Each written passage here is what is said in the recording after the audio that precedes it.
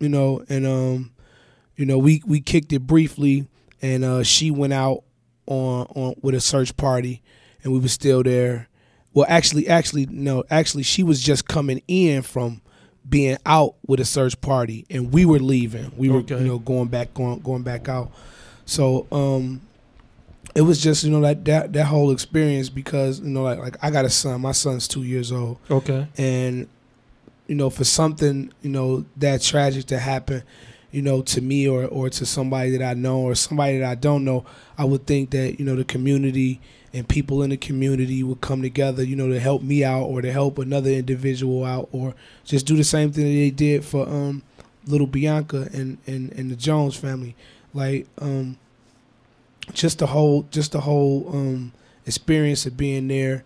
You know, we were, you know, you didn't know what to think. You know, everybody had their own thoughts about the situation, but, you know, we all were there, you know, to lend a hand to this family, to this mother, you know what I'm saying, to find this little girl.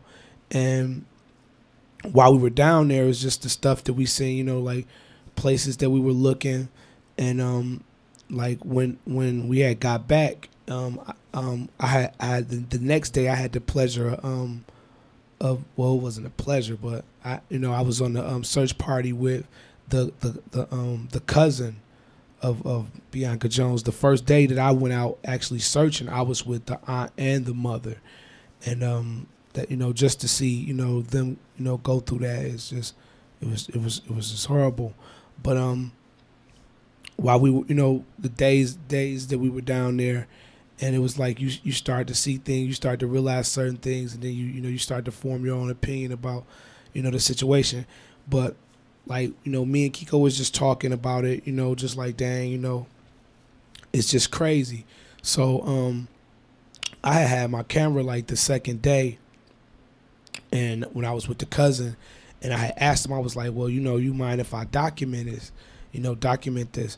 He was like, no, I don't mind, because, you know, the news is doing it. So, you know, but I was like, you know, okay. So, you know, I just took pictures, you know what I'm saying, and a couple of little video clips of like just different places that we were looking. They really didn't want us to look in like abandoned buildings, but, you know, we from the hood as kids, we played in abandoned buildings. Right. So that, you know, we kind of, you know, bent the rules a little bit. But, you know, if someone was going to hire someone, I would think, you know, they would probably want to, you know, do that inside of a building or something. So that's why we was just like, you know, we gonna go up in there. It doesn't matter. So you know, I had like you know, pictures and like little footage of the places that we had just, you know, bum rushed and really ran up in. And I had posted it on my Facebook page. And the reason why I did that was I was somebody that, you know, heard about it on the news, heard about it in the streets, saw pictures of Bianca Jones on Facebook and Kalisha Madden as well. So, but I was a person who didn't know, you know, like what I could do to help until I found out. So when I, you know, came home and I posted these pictures, I posted the pictures to let people know in actuality that it was more than just like a Facebook status, you know, find Bianca Jones or find Kalisha Madden. It was more than just that. Like, this is real. Right. You know what I'm saying? So for all the people that were, you know, my Facebook friends or friends of my Facebook friends and could see these pictures, I wanted to. So basically, you were just bringing it home, bringing that cold shock of reality, as opposed to just a news clip. A few minutes, like this is for real. Like, I'm somebody that, you know, people may know or may not know, and this affected me. So I mean, and it's real. You know what I mean? It's not like, you know, like a cable channel show or something you watch it on TV and you could, you know, you just click it off and then, you know, that's that. You know what I'm saying? No, this situation was real, and I felt that, you know, for people who didn't take it serious or may have taken it seriously and wanted to help, you know what I'm saying, this is, you know, this is how you can do it. And I posted, you know, the address of the church, you know, for people that, you know, wanted to get involved. You know what I'm saying? So okay. Now, the truth of the matter, man, as a artist, man, a rapper, hip hop artist, producer, writer, all of the hats that you wear, man. For the first time, man, I got to give kudos to some local hip hop artists, because it's been a long time, man, since anybody's really hit the relevant issues with the music like that. So I got to give you props, man, and I've been knowing you a long time now, man. For sure. And I've watched your evolution. And I'm glad that you're doing it like this now, man. I mean, being an artist, and you know, to be a real artist, you really have to have like no fear in doing your art. So I'm really not afraid, you know, from an artist standpoint, to express myself, or to say, or to express what's going on in the day-to-day, in the, you know, the year-to-year, you know what I'm saying? Just what's affecting the people. I've never been afraid to do that, or been afraid to say, you know, what's on my mind, or what's on my heart. So this is like again, I said, you know, this was something that affected me, and it affected Kiko, and like how it came together. Like D-Night had saw the pictures. And now, who was doing D-Night? For those who don't know who D-Night is, D-Night is an engineer, producer, writer. He's a producer, writer. Yeah, and you know, he had hit me up like, "Yo, man, you should do a song." And I was like, you know, I was really not, you know, feeling that. You know what I'm saying? Like, because it was more than a song. You know what I'm saying? It was, you know what I mean? It was real. It was really real. You know what I'm saying? Because I went there and I looked into the mother's face. You know what I'm saying? I saw that, you know, that "where's my baby" look. You know what I'm saying? Right. And it was just real serious to me. So, but D-Night was like, you know, you are artist. You know what I'm saying? And that's what you do, man. You know, you display, you interpret life, and, you know, put it on display, basically. Okay. So, you know, a couple days, you know, went by. He sent the track. I called Kiko. I let Kiko know, like, yo, you know, because she was there and we all was down there together. So I know, you know, she could feel that more so than me just calling up, you know, a couple of sweet singers that I know. Right. And was like, yo, why don't y'all sing this? But she was there, so, you know, she could actually understand and feel. Well, I tell you what, man, we gave them enough cliffhanger about this song and this video. Let's let them see this thing, man, so that they can understand, and maybe some of these other TV stations around the city, around the state, around the country, maybe 1-800-SPEAK-UP, or some of them folks will pick up on this thing, man.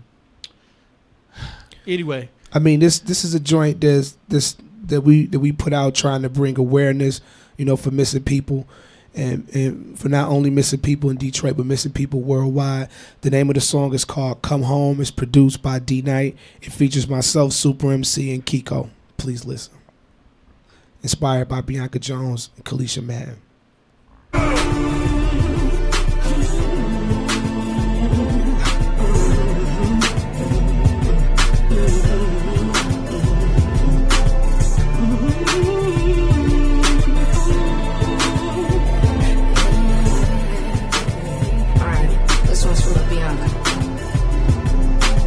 Ordinary morning on an ordinary day.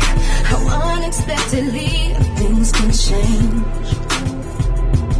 'Cause days I've been out searching as if she were my own, to bring this missing person home. Now see, I'm not one for snitching or to hold hands with police, but under these conditions, got me walking the beat. 'Cause who protects the people from people themselves? Got me standing with my village, pennies for a wishing well. Let my baby come home. Let my baby come home. Let my baby come home to me. Let my baby come home. Let my baby come home. Let my baby come home to me.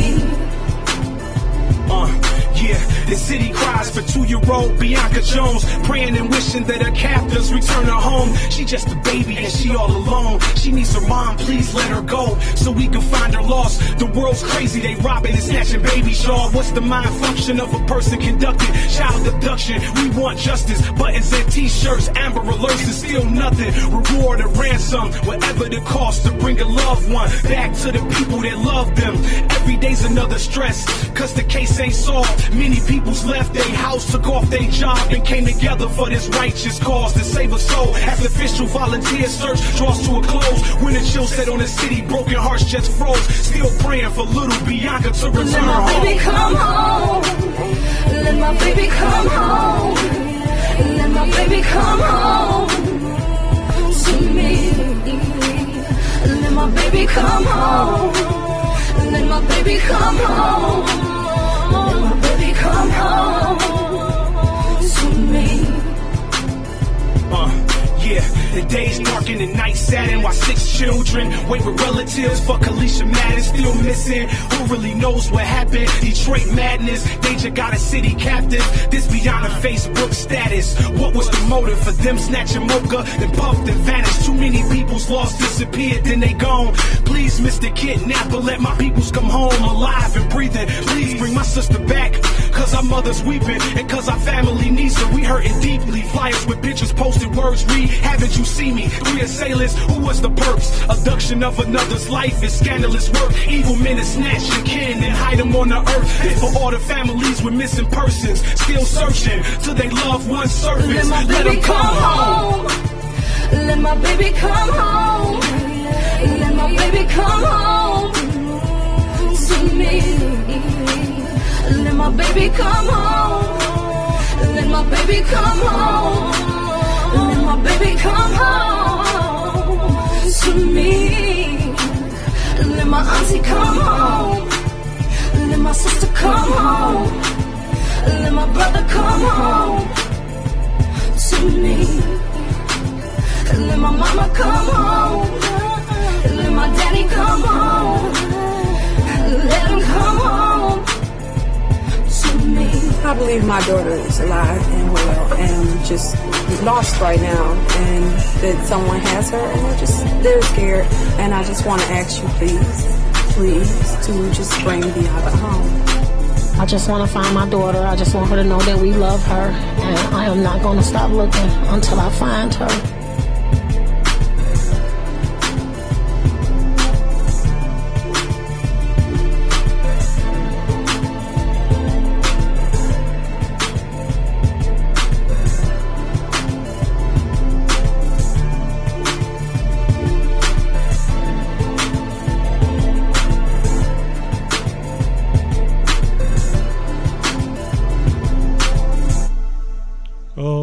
That was Come Home, D Night and Kiko, produced by none other than D Night, and joining our brother Super MC, we just brought in Robert Robertson. How you doing, bro? Hey, what's going on, bro? All right. Now, I brought you in, man, because you've been doing this kind of thing for a little while, and